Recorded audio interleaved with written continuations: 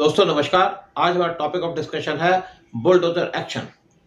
लोग इंडिया के अंदर क्राइम करते हैं, लॉ को अपने हाथों में लेते हैं, छोटी छोटी बच्चों का रेप करते हैं, क्राइम करते हैं, पुलिस स्टेशन के ऊपर पत्थर फेंकते हैं।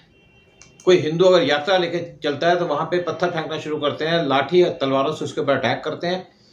और कुछ पॉलिटिकल पार्टीज इनके साथ खड़ी हो जाती हैं, इसीलिए इनके ऊपर कोई एक्शन नहीं हो पाता। और जब ये केस कोर्ट में जाता है तो वहाँ पे बड़े बड़े वकील खड़े हो जाते हैं इनका केस लड़ने के लिए, और ये केस सालों साल चलता रहता है। लेकिन जिनके ऊपर क्राइम की जाती है, जिनको मारा जाता है, उनको धमकाया जाता है, और उसके बाद या तो ये केस चलता रहता है, ख़त्म नहीं होता, या इनको सज़ा नहीं मिलती और जो विटनेस हैं उनको भगा दिया जाता है। क्योंकि इन दंगाइयों के पीछे कुछ पॉलिटिकल लीडर्स हैं, कुछ पॉलिटिकल पार्टीज हैं, और इनको लीगल और पॉलिटिकल सपोर्ट भी देते हैं। तो पीछे कुछ सालों से योगी गवर्नमेंट ने यहाँ पे ऐसे दंगाइयों के खिलाफ डायरेक्ट एक्शन लेना शुरू कर दिया। डॉन या गुंडे हैं, उनकी इलीगल प्रॉपर्टीज होती हैं और उसके ऊपर योगी बुलडोजर चला देते हैं। लेकिन इस एक्शन पर प्रॉब्लम किसको होती है? इसके ऊपर प्रॉब्लम होती है अखिलेश यादव को और उनकी पार्टी को, क्योंकि यूपी के गुंडों पर उनका ही कंट्रोल है और ये लोग उनके इलेक्शन में उनको सपोर्ट करते हैं, उनका काम करते हैं, और इलेक्शन के अंदर जो भी गड़बड़ी होती है वो करते हैं।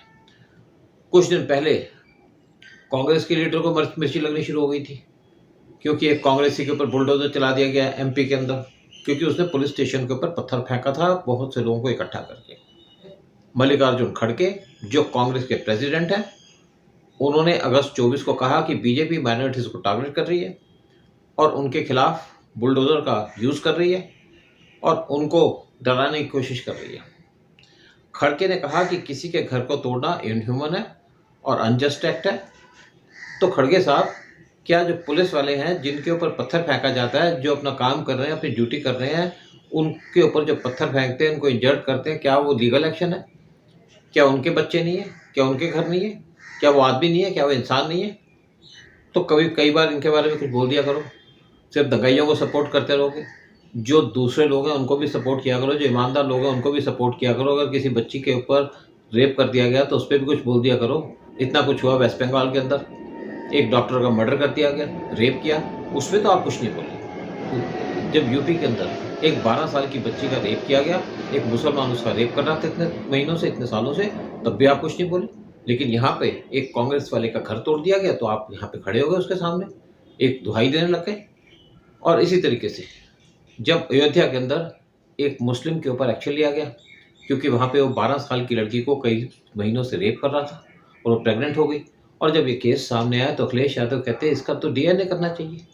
उन्होंने क्रिटिसाइज नहीं किया, क्योंकि मुस्लिम उनकी पार्टी को बिलोंग करता था।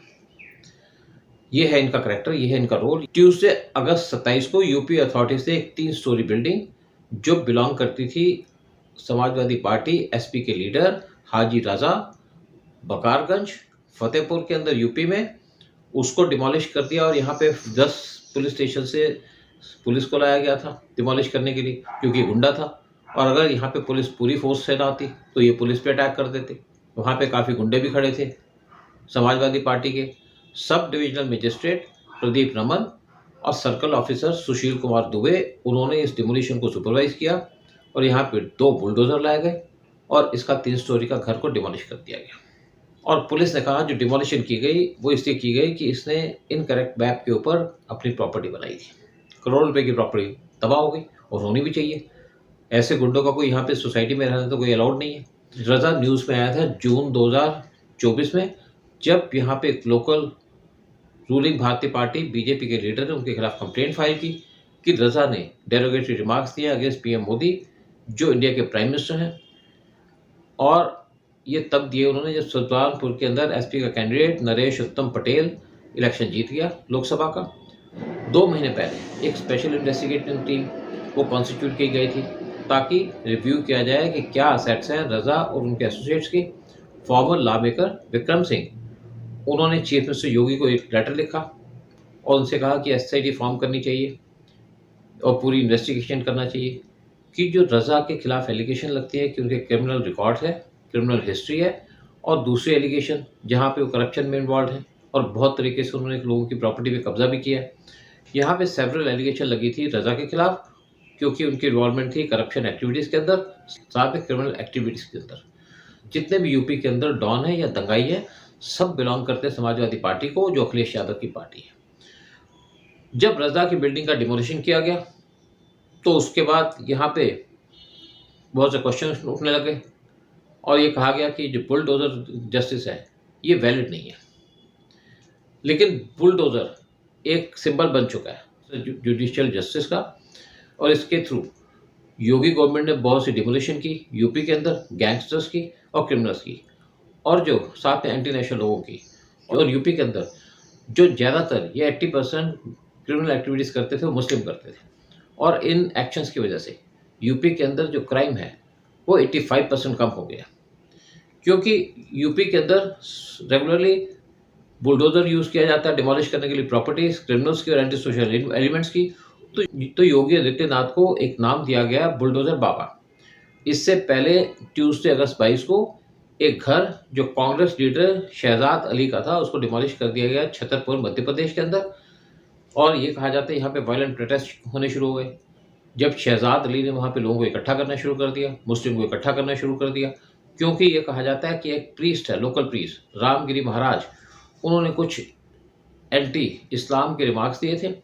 शहजाद ने वायलेंट स्पीचेस देनी शुरू कर दी, वहाँ पे लोगों को इकट्ठा करना शुरू कर दिया, अपने गुंडों को इकट्ठा करना शुरू कर दिया, और उसके बाद उन्होंने पुलिस स्टेशन के ऊपर अटैक कर दिया छतरपुर के अंदर, जिसके अंदर 10 पुलिस वाले सीरियसली इंजर्ड हो गए थे।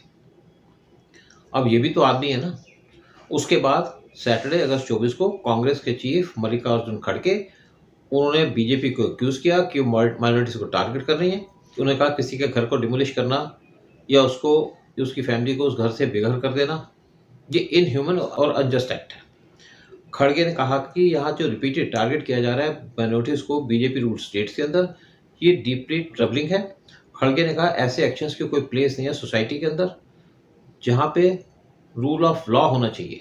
लेकिन खड़गे ने क्रिटिसाइज नहीं किया इस आदमी को, एक वर्ड नहीं बोला उसके खिलाफ कि क्यों उसने पुलिस के ऊपर अटैक किया, क्यों वर्दी वाले लोगों पे अटैक किया, क्यों गवर्नमेंट सर्वेंट पे अटैक किया। और ये जो गवर्नमेंट सर्वेंट थे या पुलिस वाले थे, गवर्नमेंट की ड्यूटी परफॉर्म कर रहे थे, लेकिन पुलिस ने इनके ऊपर कोई एक्शन नहीं लिया, क्योंकि पुलिस वालों को ऑर्डर नहीं था कि इनके ऊपर गोली चलाई जाए, नहीं तो ऐसे लोगों को भून देना चाहिए, मार देना चाहिए। और खड़गे साहब इन लोगों के सामने खड़े हैं, क्योंकि इनको प्रॉब्लम हो रही है कि यहाँ पे मुस्लिम पे अटैक किया गया। एक्स के ऊपर एक पोस्ट लिखी खड़गे साहब ने, जिसके अंदर उन्होंने कहा कि एनआरकी किसी भी तरीके से नेचुरल जस्टिस को रिप्लेस नहीं कर सकती, और जो ऑफेंडर्स हैं उनको पनिश करना चाहिए कोर्ट्स के अंदर, और पुलिस और एडमिनिस्ट्रेशन की कोई राइट नहीं है ऐसे लोगों को पनिश करने की। तो पुलिस क्या वहाँ पे झक मारने को बैठी है, ये एडमिनिस्ट्रेशन का झक मार रही है वहाँ पे। इनकी अपनी ड्यूटीज़ हैं, इनकी अपनी राइट्स हैं, लेकिन जो लीगल प्रोसेस है वो बहुत ज़्यादा टाइम लेता है, और मोस्टली ऐसे केसेस के अंदर जो जस्टिस है वो डिनाई हो जाता है। जो ऑनेस्ट लोग होते हैं वो बार बार कोर्ट के चक्कर नहीं काट पाते, और जो एंटी सोशल एलिमेंट्स होते हैं वह घूमते रहते हैं और उसके बाद कोई दूसरी क्राइम करते हैं, तभी तो यहाँ पे क्राइम्स बढ़ती हैं। और एक कहावत है, justice delayed is justice deny. इसीलिए गवर्नमेंट इस टाइम पे डायरेक्ट एक्शन ले रही है ऐसे लोगों के खिलाफ, राउडी और क्रिमिनल लोगों के खिलाफ, जो हाईली जस्टिफाइड है, क्योंकि इससे लोगों को खुश है और यहाँ पे पीस है। और ये जो एक्शन है गवर्नमेंट का इलीगल प्रॉपर्टीज को डिमोलिश करने का, ये हर्ट करता है क्रिमिनल्स को, और इसीलिए क्रिमिनल को डर लगता है कि दोबारा ऐसे क्राइम ना करें,